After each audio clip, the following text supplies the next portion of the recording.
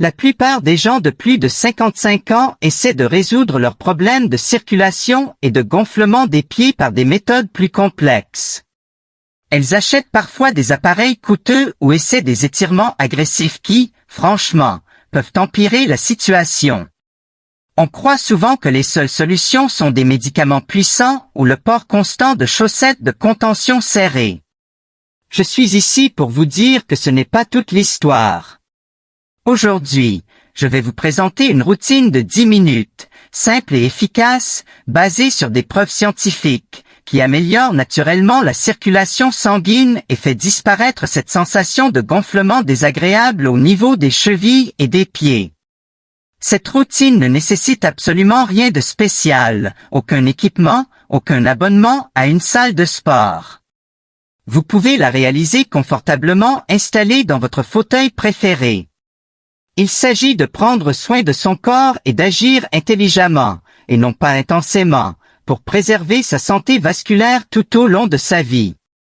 C'est une approche douce, mais étonnamment puissante, conçue spécifiquement pour répondre aux besoins circulatoires qui évoluent avec l'âge, période durant laquelle l'élasticité des vaisseaux sanguins et l'efficacité musculaire peuvent légèrement diminuer. L'essentiel est de pratiquer des mouvements ciblés et réguliers, et non de faire des efforts intenses et douloureux. Les informations que je partage avec vous aujourd'hui ne reposent ni sur des théories éphémères trouvées en ligne, ni sur des tendances passagères. Les 3 mouvements fondamentaux que vous allez apprendre sont issus de recherches établies en physiothérapie. Nous ciblons spécifiquement le retour de Vénus et le drainage lymphatique. J'ai simplifié ces techniques cliniques pour une utilisation sécuritaire et efficace directement chez vous. Nous avons repris les meilleures pratiques cliniques, celles que l'on réserve généralement à la réadaptation spécialisée ou à la convalescence complexe, et nous les avons condensées en étapes simples et pratiques, que vous pouvez intégrer à votre routine matinale, par exemple en prenant votre café. Il s'agit du type de mouvement doux et régulier que les praticiens expérimentés recommandent pour le maintien d'une bonne santé à long terme chez les personnes âgées. Ce mouvement stimule la pompe musculaire du mollet, un élément essentiel de cette approche. Ce sont les mêmes techniques éprouvées, fréquemment utilisées en réadaptation cardiaque et orthopédique, car elles présentent un risque minime tout en optimisant les bienfaits circulatoires. Notre objectif est d'améliorer au maximum votre circulation périphérique sans imposer de stress inutile à votre cœur ni à vos articulations. Nous allons cibler le principal mécanisme naturel de régulation des fluides dans vos membres inférieurs. Au cours des 10 prochaines minutes, nous verrons 3 mouvements incroyablement rapides et doux que vous pouvez commencer à pratiquer dès maintenant. Ensuite, nous aborderons 2 solutions alimentaires simples qui agissent en profondeur sur votre corps. Finalement, je vais vous révéler une erreur cruciale, commise par presque tout le monde, qui contribue à la rétention d'eau dans les pieds. J'espère vraiment que vous resterez jusqu'à la fin pour découvrir ce 3e mouvement et l'erreur à éviter, car c'est cette combinaison qui procure le soulagement le plus rapide et le plus perceptible aux personnes souffrant de gonflement chronique. Ce dernier mouvement est vraiment efficace et ne vous prendra pas plus de 2 minutes. Je vous donnerai également des consignes de sécurité très précises pour chaque mouvement afin de garantir une exécution correcte et sans risque de blessure, pour une routine vraiment sécuritaire et protectrice. Commençons par le premier mouvement, le pompage de la cheville. Ce mouvement est fondamental à votre réussite. Imaginez vos mollets comme un deuxième cœur pour le bas de votre corps. Lorsque ces muscles se contractent, ils compriment doucement les veines profondes, contribuant ainsi à repousser le sang désoxygéné et l'excès de liquide vers le cœur et les ganglions lymphatiques. Ce puissant mécanisme, appelé pompe musculaire, est le moyen naturel le plus efficace pour le corps de lutter contre l'attraction constante de la gravité sur la circulation sanguine. Lorsque nous restons assis ou debout immobiles pendant de longues périodes, ce mécanisme de pompe se bloque complètement, entraînant directement la stagnation et le gonflement que vous ressentez, ce que les médecins appellent un édème. Activer cette pompe est notre priorité absolue. Les veines du bas des jambes sont munies de valves unidirectionnelles. La pompe musculaire ouvre et ferme ces valvules, créant ainsi un effet de succion qui aspire le sang vers le haut, contre la gravité. Si les muscles du mollet sont inactifs, ces valvules essentielles restent inactives et le sang, ainsi que le liquide interstitiel, commence à s'infiltrer dans les tissus environnants, provoquant cet édème à godet caractéristique que beaucoup d'entre nous connaissent. C'est pourquoi l'action lente et rythmique de la pompe de la cheville est bien plus bénéfique que des mouvements rapides et vigoureux. Elle optimise parfaitement le cycle d'ouverture et de fermeture des valves. Nous rééquilibrons ainsi le système de pression interne de vos jambes. Option adaptée à une utilisation en position assise. Veuillez vous asseoir bien droit sur une chaise stable et non pivotante, en vous assurant que votre dos est parfaitement soutenu. Vos pieds doivent être à plat sur le sol. Vous pouvez également soulever légèrement votre jambe sur un tabouret bas si vos genoux sont particulièrement raides. Visez un angle confortable de 90 degrés aux genoux. Le mouvement. Pointez lentement vos orteils vers l'extérieur, en étendant votre pied au maximum de son amplitude de mouvement confortable. Vous devriez sentir un léger étirement sur le devant de vos tibias et sur le dessus de votre pied. Maintenez cette position pendant 2 secondes, en vous assurant que le mouvement est fluide et contrôlé. Puis, ramenez lentement et délibérément vos orteils vers votre corps, en essayant de soulever légèrement vos talons du sol si possible, et en sentant vos mollets se contracter fortement. Maintenez cette position fléchie pendant 2 secondes. Le rythme est primordial, il doit être lent, contrôlé et régulier. Évitez les mouvements rapides et saccadés afin d'assurer une compression et un relâchement optimaux des veines. L'objectif est une contraction profonde et rythmée du mollet, car c'est le principal effet de pompage.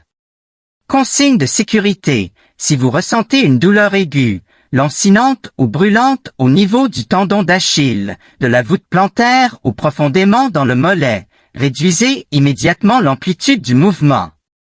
Ne forcez jamais malgré une douleur importante. L'objectif est une contraction thérapeutique douce et rythmée.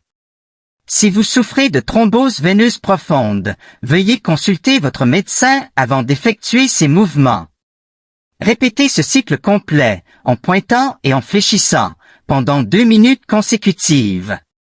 Concentrez-vous intensément sur la contraction du mollet lorsque vous ramenez vos orteils vers le haut, car c'est cette action qui permet au sang et au fluide de retourner vers la moelle épinière.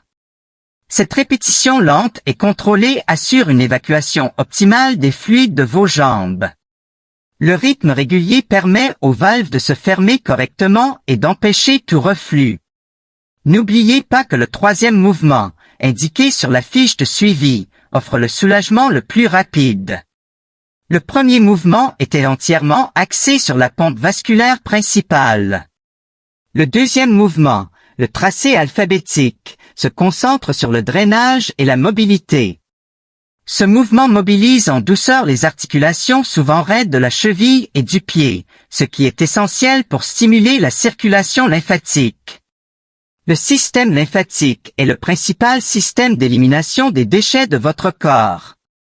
Ce système recueille l'excès de liquide tissulaire, les grosses molécules de protéines, les toxines et tous les déchets métaboliques que les petites veines ne peuvent pas traiter, puis les évacue pour être éliminés. Des articulations raides et immobiles du pied et de la cheville peuvent constituer un véritable goulot d'étranglement pour ce système. Lorsque l'articulation de la cheville est mobilisée dans toute son amplitude, les tissus mous environnants sont doucement comprimés et relâchés, un peu comme si l'on pressait une éponge, ce qui favorise la circulation de la lymphe à travers les ganglions situés autour de la cheville et dans l'aine. Cet exercice est souvent négligé, mais il est pourtant essentiel pour une gestion complète des fluides et pour réduire les gonflements localisés et persistants que les mouvements de la cheville seuls ne suffisent pas toujours à éliminer. La variété des mouvements permet d'activer tous les angles articulaires, les muscles et les fascias environnants, favorisant ainsi une élimination lymphatique plus complète et efficace. Préparation. Asseyez-vous confortablement sur une chaise stable. Soulevez légèrement un pied du sol, de manière à ce qu'il soit complètement suspendu dans le vide, permettant ainsi une liberté de mouvement totale de la cheville. Assurez-vous que votre genou est détendu. Mouvement. En utilisant votre gros orteil comme la pointe d'un stylo, tracez lentement et soigneusement dans l'air les lettres majuscules de l'alphabet anglais, de A à Z. Prenez votre temps. Concentrez-vous uniquement sur les mouvements subtils de votre cheville, en évitant de balancer le haut de votre corps ou de solliciter toute votre jambe. Par exemple, pour tracer le haut, votre cheville doit effectuer une large rotation, maximisant ainsi l'amplitude du mouvement. Pour le Z, vous devriez ressentir des étirements diagonaux au niveau de l'articulation. Chaque lettre requiert une amplitude de mouvement légèrement différente, ce qui explique son efficacité pour stimuler la circulation lymphatique dans différentes zones du pied et de la cheville. L'objectif n'est pas la précision du tracé, mais une amplitude articulaire maximale et contrôlée. Instruction de sécurité. Soyez toujours à l'écoute de votre corps et de ses limites. Si une lettre, comme un X ou un Z pointu, provoque une douleur, une crampe ou une tension, tracez-la simplement en plus petit ou modifiez en doucement la forme jusqu'à ce que vous soyez parfaitement à l'aise. Ne forcez jamais, en aucun cas, au point de ressentir une douleur qui vous fasse halter ou serrer les mâchoires. Cet exercice de mobilité douce doit être agréable et facile à réaliser. Effectuez les mouvements de l'alphabet de A à Z avec un pied, en vous concentrant sur l'effort pendant 1 minute entière. Changez ensuite immédiatement de pied et répétez l'alphabet. Ça prend généralement environ 1 minute par pied, soit 2 minutes au total. Ces petits mouvements variés, rotatifs et linéaires sont bien plus efficaces pour un drainage lymphatique complet que de simples mouvements répétitifs. Les hauts le cœur. Cette variété d'exercices prévient intelligemment la stagnation des fluides dans une articulation. Nous avons maintenant terminé avec succès le mouvement de la cheville et le tracé alphabétique. Comment vous sentez-vous au niveau des pieds et des chevilles en ce moment? Si vous effectuez les mouvements correctement, vous devriez ressentir une sensation distincte de chaleur, de légèreté ou un léger picotement localisé. C'est un signe positif indiquant une augmentation du débit sanguin et le début de la mobilisation des fluides. Si vous ressentez un étirement doux et indolore, ainsi qu'une légère sensation de travail dans les muscles du mollet et du tibia, c'est le puissant système de pompe musculaire physiologique et de drainage lymphatique. Engagez-vous activement. N'oubliez jamais que la constance est la véritable clé de la gestion de l'édème chronique. Faire ces mouvements doux tous les jours est fondamentalement supérieur à un effort trop intense une seule fois par semaine. Nous développons une précieuse habitude pour une bonne santé vasculaire à vie, et non pas une simple séance d'entraînement intense ponctuelle. Veuillez continuer à regarder, car les conseils alimentaires et l'erreur la plus importante à éviter arrivent bientôt. Ce sont des outils complémentaires puissants à ces mouvements physiques. Pour un soulagement durable, il est essentiel de traiter à la fois les composantes mécaniques et chimiques de l'édème. Passons maintenant aux 2 solutions alimentaires qui agissent de l'intérieur. La première, d'une simplicité déconcertante, est pourtant l'élément le plus mal compris de la gestion des fluides, une hydratation optimale à l'eau. Plusieurs pensent, à tort, que boire plus d'eau ne fera qu'aggraver l'édème. Ils raisonnent ainsi, à tort, en imaginant que l'eau va s'accumuler dans leurs jambes déjà gonflées. Il s'agit d'un mythe tenace qu'il nous faut absolument déconstruire. C'est tout le contraire. Une déshydratation, même légère et chronique, déclenche une réaction en chaîne des systèmes complexes de régulation des fluides de l'organisme. Ce dernier produit alors en grande quantité une hormone appelée vasopressine, ce qui entraîne une rétention excessive de sodium et d'eau dans les tissus délicats, contribuant directement à l'édème. Une hydratation adéquate et régulière permet aux reins d'éliminer efficacement l'excès de sodium et les déchets métaboliques. Cela permet au système complexe de régulation des fluides de votre corps d'atteindre un état d'homéostasie, c'est-à-dire d'équilibre. Cet équilibre facilite l'élimination de l'eau retenue dans vos jambes et le maintien d'un environnement intérieur sain et équilibré. L'objectif pratique est d'avoir une urine claire ou jaune très pâle tout au long de la journée. Si elle est ambrée foncée ou a une forte odeur, c'est un signal biologique clair indiquant que vous devez augmenter immédiatement et significativement votre consommation d'eau. Buvez de petites gorgées d'eau régulièrement tout au long de la journée plutôt que de boire de grandes quantités en une seule fois, car cela favorise une hydratation optimale et constante. Deuxième conseil alimentaire, concentrez-vous stratégiquement sur vos électrolytes essentiels, en particulier le magnésium et le potassium. Ces minéraux essentiels sont fondamentalement cruciaux pour la régulation de l'équilibre hydrique au niveau cellulaire, et pas seulement passivement dans le sang. Ils agissent directement comme antagonistes essentiels du sodium, principal responsable de la rétention d'eau. Imaginez le sodium comme un puissant aimant à eau, le retenant fortement dans les tissus. Le potassium et le magnésium aident à neutraliser cette attraction.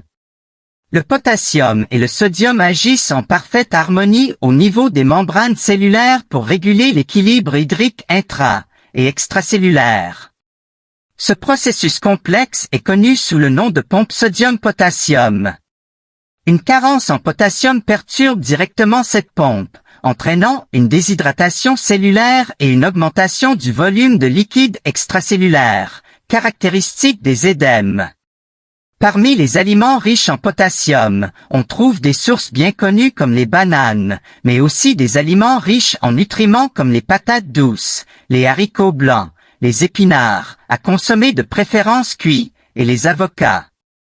Les aliments riches en magnésium comprennent les légumes verts à feuilles foncées comme le chou frisé et la bête à cardes, diverses noix et graines, notamment les amandes, les noix de cajou et les graines de courge, les légumineuses, et même une petite portion de chocolat noir de qualité supérieure, 70% de cacao ou plus. Intégrez une seule portion d'un aliment riche en potassium ou en magnésium à votre alimentation quotidienne, en privilégiant les produits frais et non transformés, peut avoir un effet significatif et mesurable sur la réduction des gonflements au fil du temps, en améliorant l'équilibre osmotique global des fluides cellulaires. Voici maintenant l'erreur cruciale qui retient l'eau et que vous devez absolument éviter au quotidien. La plus grande erreur commise par les personnes de plus de 55 ans est de rester assis ou debout sans bouger pendant de longues périodes. Cela peut paraître paradoxal, et bien des gens pensent qu'alors que reposer complètement leurs jambes est la meilleure solution pour les pieds gonflés. Mais en réalité, rester complètement immobile pendant plus de 45 minutes sans bouger est ce qu'il y a de pire pour la circulation sanguine dans le bas du corps. Lorsque vous restez assis ou debout sans bouger, le système circulatoire essentiel à la circulation de Vénus est perturbé. La pompe à neutrons dont on a déjà parlé cesse complètement de fonctionner. Sans contraction musculaire, les valves unidirectionnelles deviennent inefficaces. La gravité agit sans résistance et le sang et le liquide interstitiel commencent rapidement à s'accumuler dans la partie inférieure de vos membres, ce qui crée et aggrave directement l'enflure que vous cherchez désespérément à éviter. Même assis, les jambes élevées, rester complètement immobile est néfaste car l'action mécanique de la pompe est interrompue. La solution, la règle des 45 minutes. Toutes les 30 à 45 minutes, il est impératif de briser l'immobilité.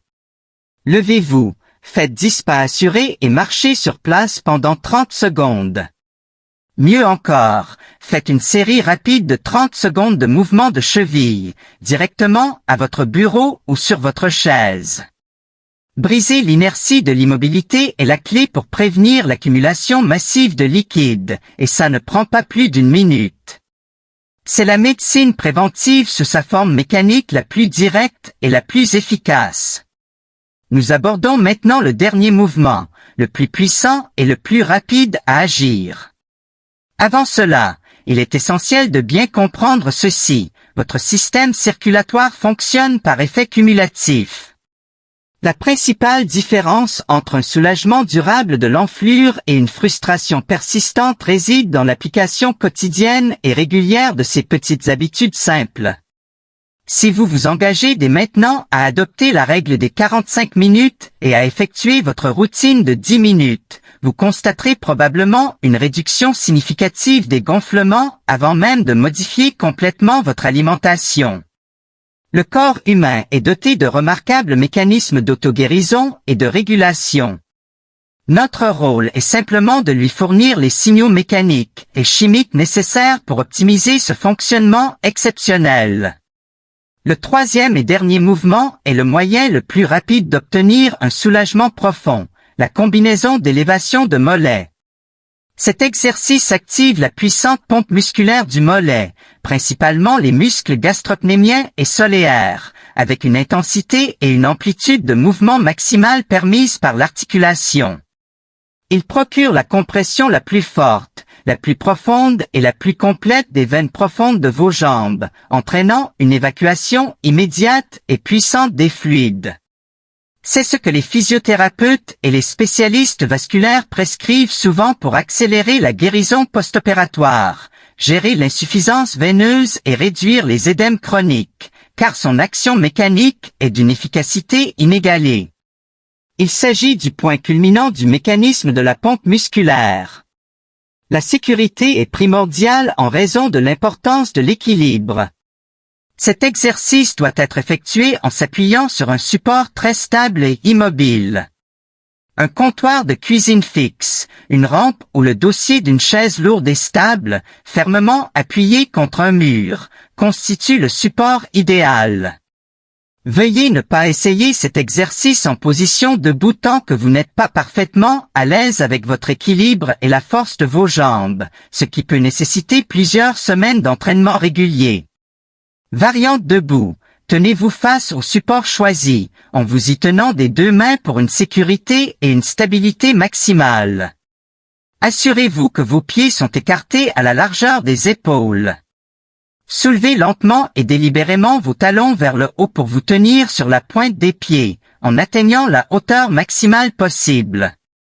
Maintenez cette contraction maximale pendant 3 secondes, en contractant consciemment et fermement vos mollets. Puis, encore plus lentement et avec contrôle, abaissez vos talons jusqu'à ce qu'ils frôlent le sol. Instruction de sécurité essentielle. Si vous ressentez la moindre instabilité, écartez immédiatement les jambes ou augmentez la force de vos mains. N'abandonnez jamais votre support pendant l'exécution du mouvement. Option adaptée à une position assise. Si la position debout est impossible en raison de problèmes d'équilibre, de douleurs articulaires ou de mobilité, vous pouvez faire l'exercice de levée de mollet en position assise. Asseyez-vous, posez vos pieds à plat sur le sol. Appuyez doucement sur vos cuisses avec vos mains pour créer une légère résistance, sans toutefois causer de douleur. Soulevez les talons aussi haut que possible, maintenez la position pendant 3 secondes, puis abaissez-les lentement. Cet exercice sollicite efficacement les muscles des mollets. Que vous soyez debout ou assis, répétez ce cycle de contraction et de relâchement contrôlé pendant 2 minutes consécutives. Cet effort concentré et puissant, combiné à son maintien de 3 secondes, explique pourquoi ce mouvement procure le soulagement le plus rapide et le plus profond des gonflements. Parlons maintenant de quelques questions fréquentes concernant la gestion des enflures chroniques. Fac 1. Chaussettes de contention, dois-je encore en porter? Et quand sont-elles les plus efficaces? Oui. Les bas de compression de haute qualité et bien ajustés sont extrêmement utiles, surtout lors de longues périodes en position assise, en voiture ou en avion, ou pour toute personne souffrant d'insuffisance ventriculaire. Cependant, elles constituent avant tout un système de soutien, une compression externe.